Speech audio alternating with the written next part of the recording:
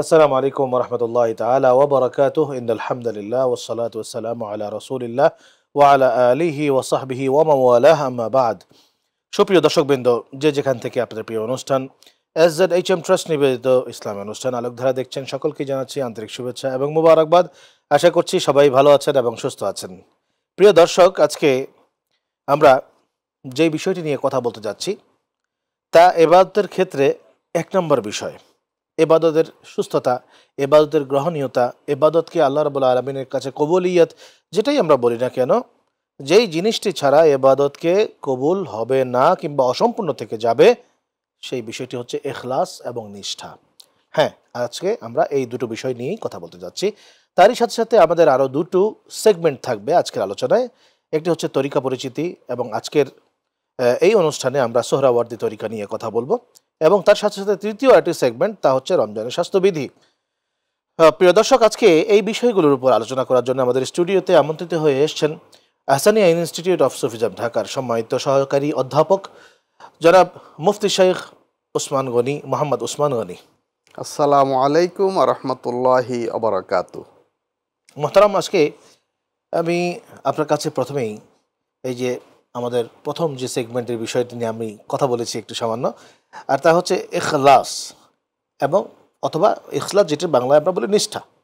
এই ইখলাস নিয়ে কথা বলতে চাচ্ছি। তা হচ্ছে তাসাউফে ইখলাস বা আল্লাহর প্রতি একনিষ্ঠতা বা অত্যন্ত গুরুত্বপূর্ণ একটা বিষয়। আর রমজানে ইবাদত এবং আমলের ক্ষেত্রে এই ইখলাসটা কিন্তু আরও অত্যন্ত জরুরি একটা বিষয়।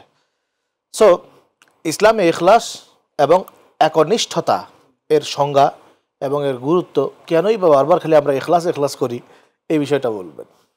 ধন্যবাদ সুপ্রিয় উপস্থাপক, সম্মানিত দর্শক শ্রোতা।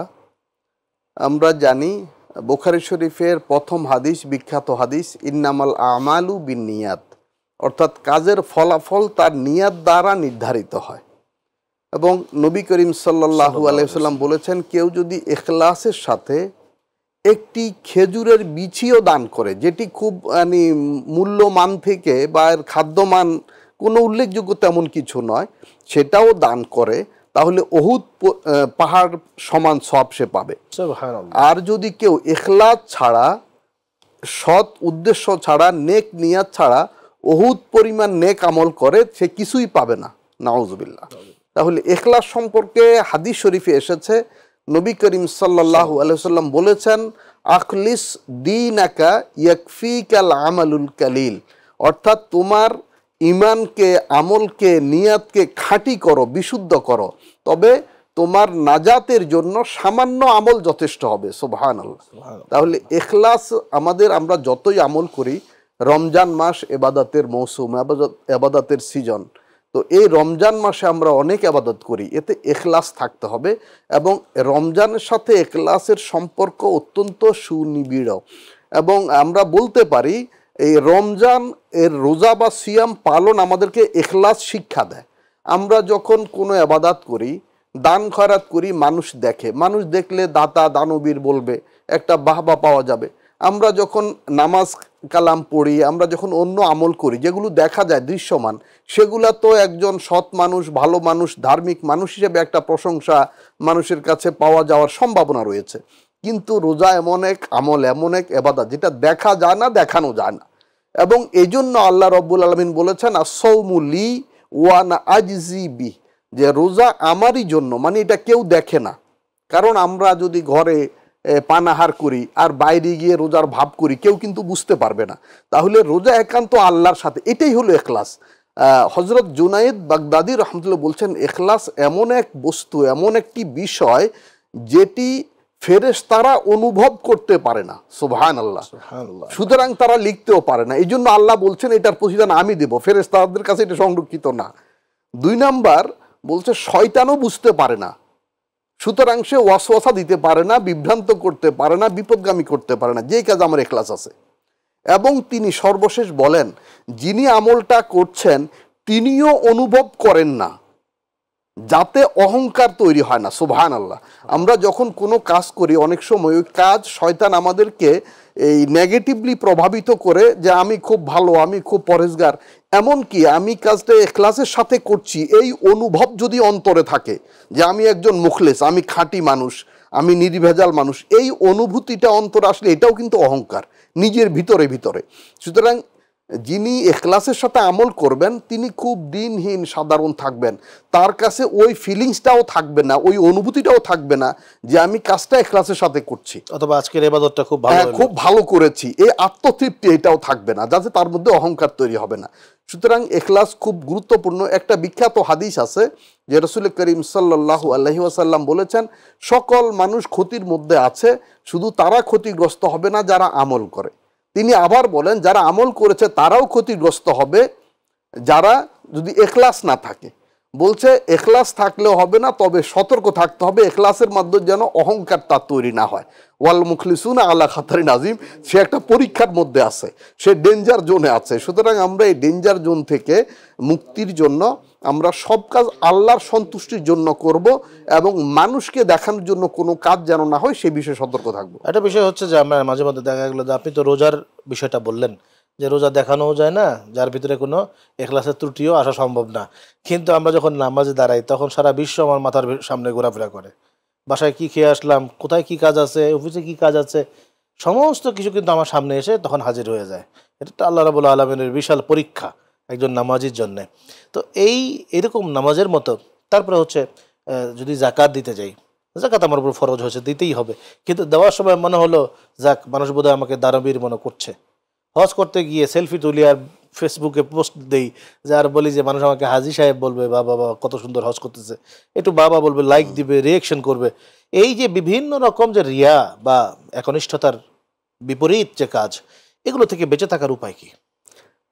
এই সম্পর্কে হাদিস শরীফে এসেছে, রাসূল করিম সাল্লাল্লাহু আলাইহি ওয়াসাল্লাম বলেছেন যে বিচারের দিনে আল্লাহ রব্বুল আলামিন এরকম একজন দানবীর তাকে বলবে যে তুমি জাহান্নামে চলে যাও। বলে যে আমি এত দান খয়রাত করেছি, তো আল্লাহ রব্বুল আলামিন বলবেন যে তুমি যে উদ্দেশ্যে করেছো মানুষ দানবীর বলবে, বাহবা দিবে, এই জন্য সেটা পেয়ে গেছো, সুতরাং এখানে তোমার কোনো পাওনা নেই। একজন ধর্মযোদ্ধা শহীদ বা গাজী তাকে বলবে যে তুমি তোমার জীবন উৎসর্গ করেছো বা জীবন বাজি রেখে যুদ্ধ করেছো, এটি বাহাবা পাওয়ার জন্য, বীরত্ব প্রকাশের জন্য, সুতরাং সেই সুনাম তোমার হয়েছে, এখন তুমি পরকালে পাবে না।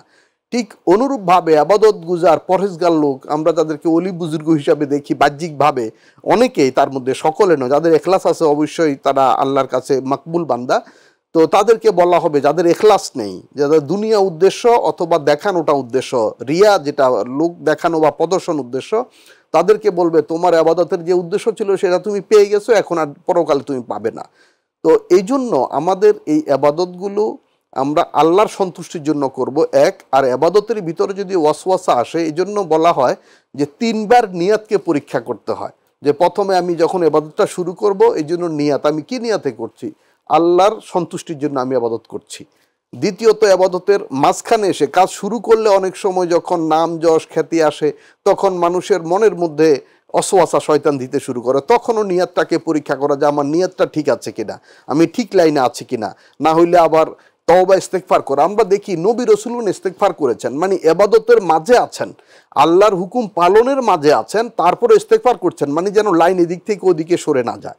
তারপরে হলো শেষে আবার নিয়াত পরীক্ষা করা যে আবাদত তো আমি সম্পন্ন করলাম, এখন আমার অনুভূতিটা কি, আমার অনুভূতি আমি যেমনটা আল্লাহর হক তেমনটা আদায় করতে পারি নাই, এই দিনহীন অনুভূতি, নিজের অযোগ্যতা অপারগতা, তখনও যে আমি রোজা রেখেছি, আমি নামাজ পড়েছি, আমি সাহারি করেছি, ইফতার করেছি, তাহাজ্জুদ পড়েছি, কোরআন তেলাওয়াত করেছি, তারাবির নামাজ 20 রাকাত আমি আদায় করেছি, আমি সব করেছি, আমি ফিতরা সদকাতুল ফিতর আদায় করেছি, আমি রোজার ফরজ ওয়াজিব সুন্নাত মুস্তাহাব সব আদায় করেছি, তারপর আল্লাহ আমি কিছুই করতে পারি নাই, যেমনটা যে আল্লাহর হক আল্লাহর শান তেমনটি আমার পক্ষে সম্ভব হয়নি। এই ফিলিংসটা, এই অনুভূতিটা সবসময় জাগ্রত রাখা, এটাই হলো ইখলাস। একটা বিষয় হচ্ছে যে আল্লাহ রাব্বুল আলামিনের সন্তুষ্টি যার জন্য আমরা আমল করে থাকি, রাসূল সাল্লাল্লাহু আলাইহি ওয়াসাল্লাম সাহাবা এবং সাহাবায়ে কেরাম প্যারা নবীজি তাদের জীবনে তারা যে ইখলাস দেখিয়েছিলেন, এই ধরনের কি কোনো দৃষ্টান্ত যদি আপনি আমাদেরকে দিতেন? ইখলাসের বিষয় হলো সব কিছু আল্লাহর জন্য। সৈয়দনা হজরতে ইব্রাহিম আলাইহিসসালাম যেই কথাটি বলেছেন, আল্লাহ রব্বুল আলামিন পছন্দ করে কোরআনে কারিমে সেটি উল্লেখ করেছেন, ইন্না সলাতি ওয়া নুসুকি ওয়া মাহইয়ায়া ওয়া মামাতি লিল্লাহি রব্বিল আলামিন অর্থাৎ আমার নামাজ, আমার কোরবানি, আমার সকল ইবাদত, এমনকি আমার জীবন মরণ সব আল্লাহর জন্য। সুতরাং আল্লাহর দেওয়া জিনিস, আল্লাহর দেয়া জীবন, আল্লাহর দেয়া সময়, আল্লাহর দেয়া সম্পদ, আল্লাহর দেয়া শক্তি সামর্থ্য আল্লাহর কাজে আমি ব্যয় করলাম, মানে আসলে আমি কিছু করে নাই, বরং আমি আল্লাহর নেয়ামতের মধ্যেই ডুবে আছি। প্রতিনিয়ত 24 ঘন্টা আমি আল্লাহর দেওয়া নেয়ামতই ভোগ করছি, মানে আমি সবসময় ঋণী আছি। এটাই সাহাবে একরামের অনুভূতি ছিল। অর্থাৎ সাহাবে একরাম যেমন এবাদতের কথা বলা হয়েছে, যে এবাদত হাদিস শরীফে আছে, মান ক্বালা লা ইলাহা ইল্লাল্লাহ দাখালাল জান্নাহ, যেই ব্যক্তি লা ইলাহা ইল্লাল্লাহ বিশ্বাস করবে, বলবে, সে জান্নাতে যাবে। হযরত ওমর রাদিয়াল্লাহু তাআলা আনহু বললেন, তাহলে আমার এবাদতের আর প্রয়োজন কি? তখন নবী করিম সাল্লাল্লাহু আলাইহি ওয়াসাল্লাম দেখা গেল নামাজে দাঁড়াইছেন, তিনি মনে মনে ভাবলেন এবাদত না করলেও তো হবে, কিন্তু তিনি নামাজ না পড়ে থাকতে পারলেন না, জামাতে শামিল হলেন, এবং আজকে তিনি সবার শেষে জামাতে শামিল হলেন। মানে প্রথমে যেতে মানে মন থেকে ইয়েটা ছিল না। এটি একটি পরীক্ষা, যে ইবাদত করলে কি হয়, না করলে কি হয়। তখন নামাজের শেষে নবী করিম সাল্লাল্লাহু আলাইহি ওয়াসাল্লাম জিজ্ঞাসা করলেন, ওমর, তোমার তো ইবাদত প্রয়োজন ছিল না, কেন করেছো? বললেন, আমি এই জান্নাত জাহান্নামের জন্য ইবাদত নয়, আল্লাহর মহব্বতে ইবাদত করেছি। সুবহানাল্লাহ, সুবহানাল্লাহ। আসলে এই ধরনের চিন্তা ভাবনাটা কিন্তু আমাদের ভিতরে দেখা গেল যে অনেক বড় বড় বুজুর্গানে দিন আছি আমরা, যাদের ভিতরে জাহান্নামের ভয় এবং জান্নাতের লোভটা এতটাই প্রখর যে আল্লাহ রাব্বুল আলামিনের কথা আমরা বেমালুম ভুলে যাই। আমরা জান্নাতের ভয়ে ইবাদত করি, জান্নাতের পাওয়ার জন্য ইবাদত করি, জাহান্নামের ভয়ে আমরা ইবাদত করি, কবরের আযাবের ভয়ে আমরা ইবাদত করি। আসলে এরকমটা হয় আল্লাহর মহব্বতে ইবাদত করতে হবে। আল্লাহর মহব্বতের সামনে কিন্তু এই সবকিছু তুচ্ছ, সবকিছু তুচ্ছ। আপনার কাছে আরেকটা বিষয় জানতে চাইবো, তা হচ্ছে যে রিয়া। দেখা যায় যে অনেক সময় রিয়ার কারণে নামাজ পড়তে গেলেও রিয়া আসে, বিভিন্ন নেক আমল করতে গেলেও রিয়া আসে। আবার কিছু কিছু ব্যক্তি আছে আমাদের সমাজে যারা নামাজ কালাম কোনো কিছুই পড়েন না। জিজ্ঞেস করলাম যে কেন পড়েন না? ভাই, আপনারা তো নামাজ কালাম পড়েন, কিচ্ছু হয় না, আপনারা দাঁড়ায় দাঁড়ায় নামাজ পড়েন আর মনে মনে চিন্তা করেন যে আমি নামাজ পড়তেছি, রিয়া আসে। তো আমার ওই রিয়াটা আসে দেখে আমি নামাজই পড়ি না। এই যে চিন্তা ভাবনা আমাদের ভিতরে, এগুলো কি করে পরিহার করা যায়? না, প্রথমত বিধিবদ্ধ বিধান, ফরজ, ওয়াজিব, সুন্নাত, এগুলো সুন্নত তরিকে আদায় করতে হবে। জি। আমাকে 5 ওয়াক্ত ফরজ নামাজ পুরুষ জামাতে আদায় করতে হবে, জুমা আমাকে আদায় করতে হবে, এগুলো দৃশ্যমান। এবং এখানে এটি কিন্তু শয়তানি ধোঁকা। শয়তান অনেকে নেক সুরতে ধোঁকা দেয়, মানে তাকে বেশি ভালো, ভালোর অধিক ভালো, অতি উত্তম বানাতে চায়। আসলে কোনো ক্ষেত্রে অতিমাত্রা এটি সঠিক না। তাহলে আমি এই যে আমার এই রিয়া হবে, প্রদর্শন হবে, এই জন্য আমি ফরজ নামাজ এবং জামাত তরক করতে পারবো না। দ্বিতীয়ত, এই রিয়া থেকে মুক্তির জন্য আমি প্রকাশ্যে যতটুকু ইবাদত করি, গোপনে আরও বেশি ইবাদত করব। আমি তাহাজ্জুদ পড়বো, কেউ দেখবে না। আমি আমার এই মসজিদে ফরজ পড়ে আমি চলে আসবো, সুন্নত বাসায় এসে পড়বো, আমি সুন্নত পড়তেও কেউ দেখবে না। নবী করিম সাল্লাল্লাহু আলাইহি ওয়াসাল্লাম হুজরা শরীফে এসে সুন্নাত আগে পরে সুন্নাত পড়তেন, আর নফল তো পড়তেন। আমি সারাদিন নফল পড়বো, কেউ দেখার দরকার নেই, একাকি দরজা বন্ধ করে নফল পড়বো, এবং আমি সারা মাস রোজা রাখবো নিষিদ্ধ দিনগুলো ছাড়া। তাহলে এটা কেউ বুঝবে না, দেখবে না। আমরা এমন অনেককেই জানি যে খুব সাধারণ মানুষ মনে হয়, কিন্তু 12 মাস রোজা রাখেন নিষিদ্ধ 5 দিন ছাড়া, তাহলে কেউ বুঝতেও পারে না। এমনকি কোনো মিটিংয়ে বা কোনো অনুষ্ঠানে মজলিসে যদি নাস্তা খেতে অফার করা হয়, বলা হয়, তো উনি বলে যে না, আমি খাবো না, আমি রোজা রেখেছি, এটাও কিন্তু বলেন না। এবং দেখা গেল ইফতারের সময় হয়তো সব অন্য মানুষজন আছে, তিনি ইফতার করবেন এটাও কাউকে বলছেন না, তিনি হয়তো সামান্য একটু পানি নিয়ে খাচ্ছেন, স্বাভাবিক বা আমরা যেভাবে পানি পান করি এভাবেই, মানে নর্মাল পানি পান করার মতো করে। এটাই হলো ইখলাস। আমরা দ্বিতীয় যে সেগমেন্ট রয়েছে সেখানে আমরা চলে যাচ্ছি।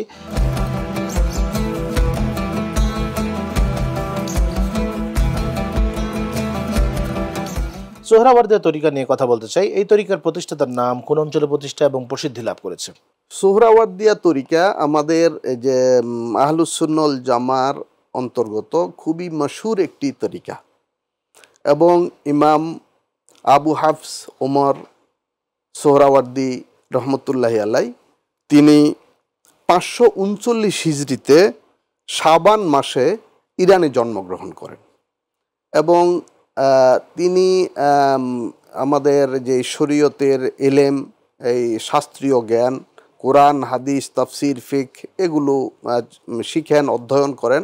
এবং পরবর্তীতে তিনি এই তরিকার, ওনার চাচা এই তরিকার প্রবর্তক ছিলেন, এবং ওনার চাচার চেয়ে তিনি বেশি প্রসিদ্ধি লাভ করেন, মানে ওনার মাধ্যমে এর প্রচার প্রসার ঘটে। এবং এই তরিকা অত্যন্ত মানে বিশেষ একটি বৈশিষ্ট্য হলো যে এই তরিকার মধ্যে যে মহব্বত এবং মানুষকে আকর্ষণ করার একটা বিশেষ শক্তি আছে। সোহরাওয়ার্দিয়া তরিকা অন্যান্য তরিকার মধ্যেও আছে, কিন্তু এই তরিকার মধ্যে এই মহব্বত এবং আকর্ষণটা সবচেয়ে বেশি, অর্থাৎ আচার আচরণ দিয়ে মানুষকে আকৃষ্ট করা। হাদিস শরীফে আছে সুন্দর আচরণই হলো এবাদত। তো মানুষের সাথে সুন্দর, এটাকে হোসনে সুলুক বলা হয়, এই খুশ আখলাক বা নেক আখলাক, যে সুন্দর আচরণের মাধ্যমে মানুষকে আকৃষ্ট করা। তো তিনি 662 হিজরি সনে মহররম মাসে ইন্তেকাল করেন এবং সারা পৃথিবীতে ওনার অনেক ভক্ত অনুরাগী গুণগ্রাহী রয়েছে এবং আমাদের ভারতীয় উপমহাদেশেও কিন্তু এই তরিকার প্রসার ঘটেছে। তো এই তরিকা বিখ্যাত 4টি তরিকার মধ্যে অন্যতম তরিকা এবং এই তরিকা যে কত উচ্চ পর্যায়ের এটি আমরা দেখি। ওনার যারা প্রতিনিধিত্বশীল খলিফা ছিলেন তাদের মধ্যে অন্যতম একজন হলেন হজরত শেখ সাদি রহমতুল্লাহ আলাইহি, পৃথিবী বিখ্যাত বুজুর্গ, এবং যার নাত বালাগাল উলা বি কামালিহি কাশাফাত দুজা বি জামালিহি হাসুনাত জামিউ খিসালিহি সল্লু আলাইহি ও আলিহি, এটি সারা পৃথিবীবাসী জানে। আমার জানা মতো পৃথিবীতে এমন কোনো লেখক কবি দার্শনিক নেই যার কোনো একটি বাক্য বা লাইন সারা পৃথিবীর মানুষ সমানভাবে জানে। আচ্ছা, এখন আপনার কাছে জানতে চাচ্ছি যে এই তরিকার যারা শাইখের একজনের নাম বললেন আপনি, হযরত শেখ সাদি রহমতুল্লাহ আলাই, তার কথা বলেছেন। আচ্ছা, এই তরিকার মূলনীতিগুলো কি? এই তরিকার মূলনীতি হলো প্রথমত সুন্নতে রসুল সাল্লাল্লাহু আলাইহি ওয়াসাল্লাম, 1 নম্বর। 2 নম্বর হলো ঈমান এবং আকীদার উপরে জোর দেওয়া হয়, যে আমরা আমল করব তার আগে ঈমান আকীদা দুরুস্ত করতে হবে, সহি করতে হবে। তো ঈমান আকীদা বলতে হইল সুন্নাতের সীমারেখার মধ্যে সীমাবদ্ধ থাকা, অর্থাৎ এবাদাতের ক্ষেত্রে সবসময় সুন্নাতের অনুসরণ এবং রসুল করিম সাল্লাল্লাহু আলাইহি ওয়াসাল্লামের ইশক ও মহব্বত, এটি হলো এই তরিকার মূল প্রতিপাদ্য।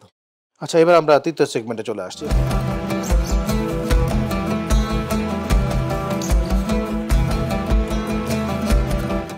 রোজা থাকা অবস্থায় কি রক্ত দেওয়া যাবে? আমরা জানি রোজা ভঙ্গ হয় কোনো কিছু পানাহার করলে অথবা যৌন সম্ভোগের মাধ্যমে। এই দুটি হলো রোজা ভাঙ্গার মূল বা প্রধান কারণ। তো রক্ত দান করলে অথবা এই কোনো পরীক্ষা নিরীক্ষার জন্য রক্ত নিলে এতে রোজা ভাঙ্গার কোনো কিছু ঘটে না। সুতরাং রক্ত দেওয়ার মাধ্যমে রোজা ভাঙবে না। তবে লক্ষ্য রাখতে হবে, রক্ত দেওয়ার মাধ্যমে উনি শারীরিকভাবে সক্ষমতা যদি রোজা পালন করার যেটুকু দরকার এটুকু থাকে তাহলে অবশ্যই রক্ত দিতে পারবেন। কিন্তু রক্ত দান করে তিনি যদি দুর্বল হয়ে যান বা এর কারণে যদি রোজা ভাঙ্গার উপক্রম হয় তাহলে দিনের বেলায় এটি না করাটাই নিরাপদ। তবে রোজা ভাঙ্গার কারণের মধ্যে রক্তদান অন্তর্ভুক্ত নয়। রোজা থাকা অবস্থায় ইনসুলিন, ইনহেলার, এগুলোর মাসালা কি? ইনসুলিনের বিষয়টা ইনজেকশনের মতো, প্রথমে দুইটাকে আলাদা করে বললেই বুঝতে সুবিধা হবে। ইনসুলিন নেওয়া যাবে, আমরা জানি এই পানাহারে এবং যৌন সম্ভোগে রোজা ভাঙে। এখন ইনজেকশন নেওয়া, ইনসুলিনও এক প্রকারের ইনজেকশন, মানে শরীরে কোনো কিছু ইনজেক্ট করা বা প্রবেশ করানো। তো শরীরে যা আমরা প্রবেশ করাই সেটি 2 প্রকার হতে পারে। এক হইল কোনো রোগের প্রতিষেধক ঔষধ, মেডিসিন, আরেকটি হইল খাবারের পরিপূরক, সম্পূরক। তো খাবারের সম্পূরক কোনো ইনজেকশন এটি নেওয়া যাবে না রোজা অবস্থায়, কিন্তু মেডিসিন যেগুলো সেগুলো নেওয়া যাবে, এতে রোজা ভাঙবে না। ইনসুলিন এক রকমের ঔষধ বা মেডিসিন, এতে রোজা ভাঙার কোনো কারণ নেই এবং এটি নেওয়া যাবে। আর ইনহেলার যেটি, এটি গ্যাস বা বায়বীয় অবস্থায় আছে, এটি হয়তো তরল অবস্থায়ও হয়। তো এখন এই ইনহেলার নিলে রোজা ভাঙবে কিনা মুজতাহিদ ফকিগণের মধ্যে 2টি মত পাওয়া যায়। কেউ বলছেন যেহেতু এটি বায়বীয় অবস্থায় আছে, গ্যাস, এটি তরলও হয়, সুতরাং এটি মুখের ভিতরে দিলে বা নাকের ভিতরে দিলে এটি স্টোমাকে যাওয়ার সুযোগ বা সম্ভাবনা আছে, সুতরাং রোজা ভাঙতে পারে। আবার কেউ বলছেন এটা কোনো খাদ্য না, এতে কোনো ক্ষুধা নিবারণ হয় না, সুতরাং এতে রোজা ভাঙবে না। এখন আমরা দেখি এখানে বিজ্ঞ আলেমগণ একটা পরামর্শ দিয়ে থাকেন যে যদি এমন হয় যে তিনি 12 মাসেই কোনো সময় এই ইনহেলার না নিয়ে থাকতে পারেন না, তাহলে তিনি ইনহেলারটা নেবেন এবং রোজা রাখবেন। এবং এই রোজার ওনার অবশ্যই রাখতে হবে, যেহেতু রোজা রাখা ফরজ। তিনি না খেয়ে থাকতে পারেন, এই জন্য রোজা রাখবেন। ইনহেলার না নিয়ে থাকতে পারেন না, এই জন্য ইনহেলারটাও নেবেন। আসলে আর যদি ওনার বছরে কোনো একটি সিজন, কোনো একটি সময় এমন হয় যে তিনি ওই সময়টা ইনহেলার না নিয়ে থাকতে পারেন, তখন বলা হয় যে ওই রমজান মাসে ইনহেলার নিয়ে রোজা রাখবেন এবং এই রোজা যেই সময়টা তিনি ইনহেলার না নিয়ে পারেন ওই সময়টাতে ওই রোজাগুলো আবার কাজাও আদায় করবেন। রমজানে রাখবেন রমজানের সম্মানের জন্য, পরবর্তী কাজা আদায় করবেন, যেহেতু এটা অপূর্ণতা কিছুটা রয়েছে। 3 নাম্বার অপশন সেটি বলা হয়েছে যে এই রোজার জন্য যেহেতু তিনি ইনহেলার ছাড়া থাকতেই পারেন না, কিন্তু না খেয়ে থাকতে পারেন, তাহলে রোজা পালন করবেন। তবে ইনহেলার ছাড়া যেহেতু বছরে কোনো দিনই থাকতে পারছেন না, এই জন্য তিনি এর কাফারা আদায় করে দিবেন, যাতে এটা পরিপূর্ণ হয়ে যায়। আচ্ছা, ইনহেলার জিনিসটা তো আসলে অ্যাকচুয়ালি এটা পেটে যাওয়া জিনিস না, এটা নিঃশ্বাসের সাথে মানুষের ফুসফুসের ভিতরে যায়, সেখানে জলীয় বাষ্প থাকে ফুসফুসের ভিতরে, সেগুলোকে মিউকাসের আকারে তরল করে বের করে দেওয়া হয়। এটা মূলত ফুসফুসে যায়, এটা পাকস্থলিতে যাচ্ছে না। সেক্ষেত্রে শেষ কথা হলো রোজা রাখবেন, ইনহেলার নিলেও তিনি রোজা রাখবেন। আপনাকে অসংখ্য ধন্যবাদ প্রিয় দর্শক। আজকে আমরা শেখ মুফতি ওসমান গনি তার কাছ থেকে ইখলাস নিষ্ঠা, সোহরাওয়ার্দীর তরিকা এবং রমজানের কিছু স্বাস্থ্যবিধি আমরা জানতে পারলাম। ইখলাস এমন একটা বিষয় আসলে যে বিষয়টি যদি শক্ত করে ধরা হয় সেখানেও শয়তান ধোঁকা দেওয়ার সম্ভাবনা আছে, আবার ছেড়ে দিলে তো ছেড়েই দিলাম, সেখানে তো আর ইবাদত কবুল হওয়ার আর কোনো বিষয় থাকলো না, যেহেতু ইন্নামাল আমালু বিন্নিয়াত, ইখলাস ছাড়া আমল কবুল হওয়ার কোনো সম্ভাবনা নাই। যার কারণে আল্লাহ রাব্বুল আলামিনের কাছে আমরা সবসময় আল্লাহর কাছে দোয়া করবো যে আল্লাহ, ইবাদত তো করি তোমার জন্যে, ইবাদত তো আর আমরা কোনো শয়তানের জন্যও করি না, কোনো মানুষের জন্যও করি না, আর মানুষের জন্য যদি করিও, মানুষকে দেখানোর জন্যও যদি করি, সেটাও তোমার জন্যই করতেছি, দেখতেছে মানুষ ঠিক আছে, কিন্তু আল্লাহর কাছে মাফ চাইতে হবে। আল্লাহর কাছে বলতে হবে আল্লাহ, ইবাদত তো তোমার জন্যই করছি, তুমি যদি তোমার পেয়ারা হাবিবে পাকের ওসিলায় এই ইবাদতগুলাকে কবুল করে নাও দয়া করে, কারণ আল্লাহ হাবিব সাল্লাল্লাহু আলাইহি ওয়াসাল্লামের ওসিলায় কিন্তু আল্লাহ তাআলা দোয়া কবুল করেন। আদারওয়াইজ আমাদের মতো নাখান্দা নাদান বান্দার দোয়া আল্লাহর এত ঠেকা পড়ে নাই যে আল্লাহ তাআলা এত সহজে কবুল করে নিয়ে নেবেন। একমাত্র আল্লাহর হাবিব সাল্লাল্লাহু আলাইহি ওয়াসাল্লাম, আহলে বাইতে আজমাইন, আল্লাহর আউলিয়া কিরাম, সাহাবায়ে কিরাম, তাদের ওসিলা দিয়ে যতটুকু মাফ পাওয়া যায়, এছাড়া আমাদের আর কোনো গতি আমাদের নাই। সুতরাং আল্লাহ রাব্বুল আলামিন যেন দয়া করে আমাদের প্রত্যেকটা ইবাদতকে কবুল করেন, ইখলাসের সাথে কবুল করেন, ইখলাসগুলোকে অটুট রাখেন। সেই সাথে সাথে শয়তানের ধোকায় মানুষ পড়বে, এটা আল্লাহ কোরআন শরীফে বলেই দিয়েছেন। আবার যখন আল্লাহ তাআলার কাছে মানুষ সেজদায় গিয়ে কাঁদবে, দুটো হাত তুলে চোখের পানি ঝরাবে, তখন আল্লাহ রাব্বুল আলামিন বলছেন যত শয়তান ধোকাই দেখ, আমি আল্লাহ এক মুহূর্তে তাকে মাফ করে দিয়ে দেব। তো সেই মাফ যেন আল্লাহ আমাদেরকে করে দেন, সেই কামনায় আজকের অনুষ্ঠানে এখানে শেষ করছি। আসসালামু আলাইকুম ওয়া রাহমাতুল্লাহি তাআলা ওয়া বারাকাতুহু।